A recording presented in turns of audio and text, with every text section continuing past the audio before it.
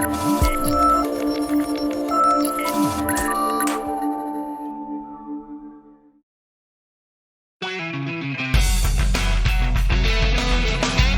listening to the Shared Security Podcast with Tom Eston and Scott Wright, exploring the trust you put in people, apps, and technology. This is your Shared Security Weekly Blaze for October 29th, 2018, with your host, Tom Eston. In this week's episode, spy apps and stalkerware with special guest Jeff Tang.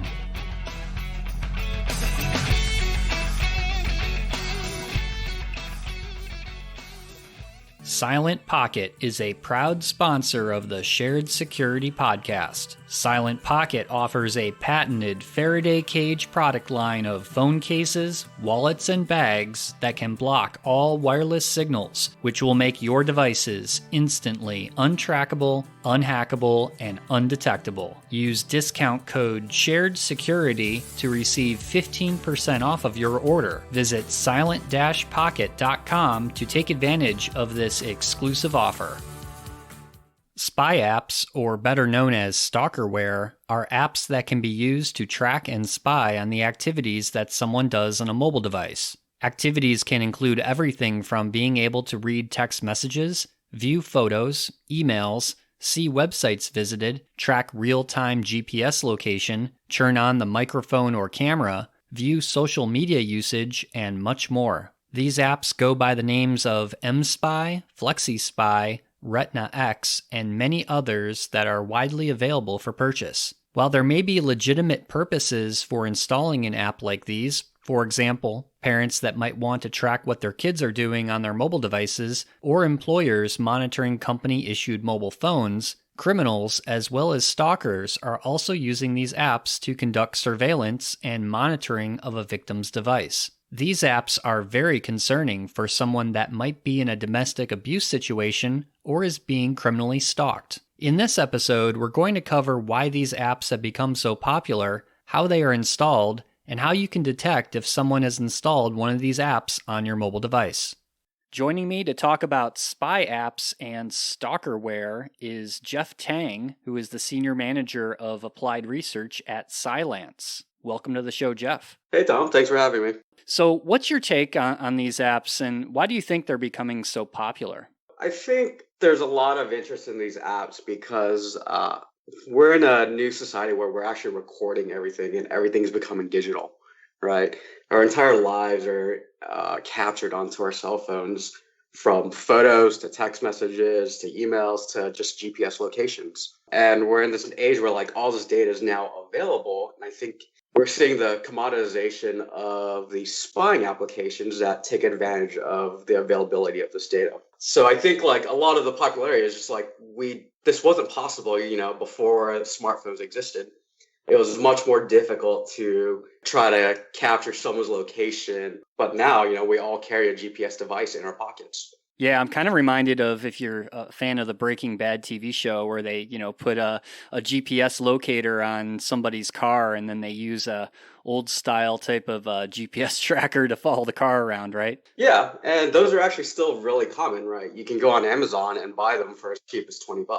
So the technology has definitely evolved. So is it just because we now have more power in our fingertips that it makes these apps a lot easier for people to use? Yeah, I think it's we've all had kind of an inclination to know what's going on. And now, in 30 seconds, we can go and search for something like this. And there are other vendors out there that are willing to provide this as a service. So how do these apps get installed? I would think that you either have to have physical access to the device, or are there other ways that somebody would install this on your device? So there are effectively two ways that these apps can work. The first way is if you are an iCloud customer where your phone is constantly being backed up to the cloud. If your iCloud credentials get compromised, as we've seen in the past when celebrities were getting their phones hacked, these services can just go download the backup off from the cloud, extract all the information and present it to you in their dashboard. The second way is having physical access to the device or having some way of installing this malicious application onto the device. So if,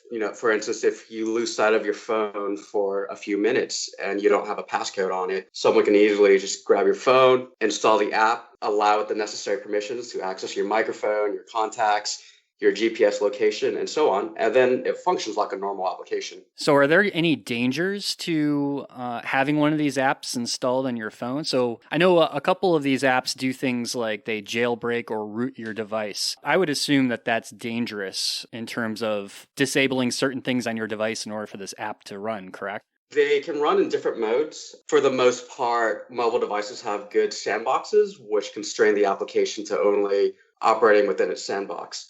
Some of them do support jailbreaking, which compromises the security integrity of the device, allowing it to access other information outside of its sandbox. So you can actually become more vulnerable, say, to another malicious application that was on your device, maybe something that pretended to be something that it really wasn't, like, pretending to be some sort of text messaging service, when in reality, it's some piece of malware. And then we also see things like if your phone is vulnerable to, and it hasn't been updated and is vulnerable to some browser-based exploits, that's one less thing that a malicious attacker has to do in order to gain access to your phone.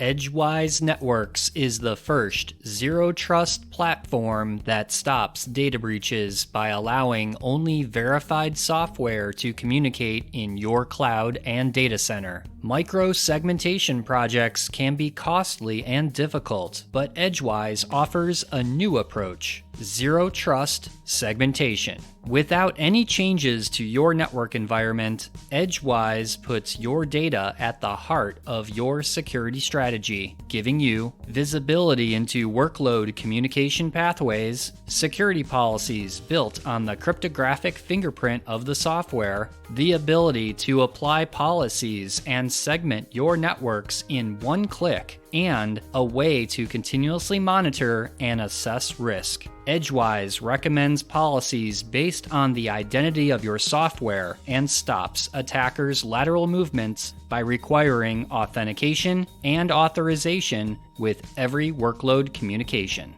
Visit edgewise.net to learn how Edgewise can eliminate network attack surface, stop lateral movement, and protect your applications.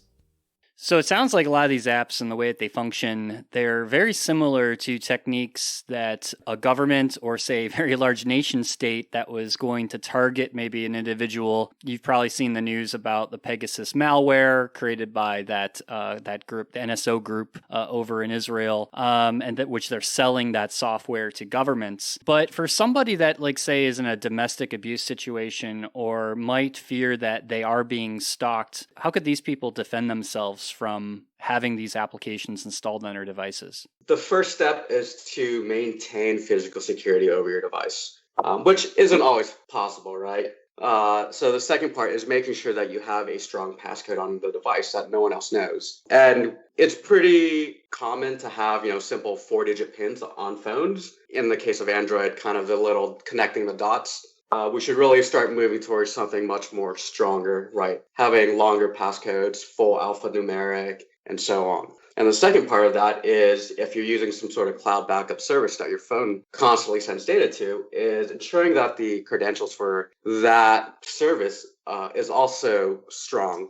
Making sure that we're not reusing the same passwords for our phone and that backup service. And then following that, if there's a suspicion that the device is compromised, it might be best to pick up a new device and start using that so that we know that that one isn't compromised at the time. Is there any best practices of should someone use an Apple iOS device versus an Android, or are they both about the same?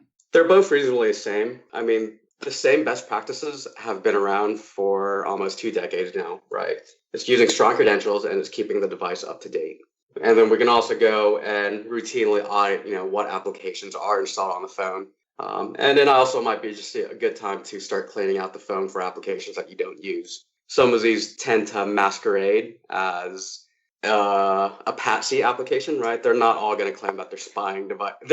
that they're spyware applications. They would have to be installed as some type of app, correct? Probably hidden. Yeah, for the most part, they are installed as a normal application. I'd imagine some of the fancier ones, especially when you start going towards like Pegasus, that they are being hidden from your display. But when we're looking at the run-of-the-mill spyware, stalkerware apps, they're typically not going that far. Well, great advice, Jeff. I really appreciate your time, and thanks for coming on the show. All right. Thanks, Tom.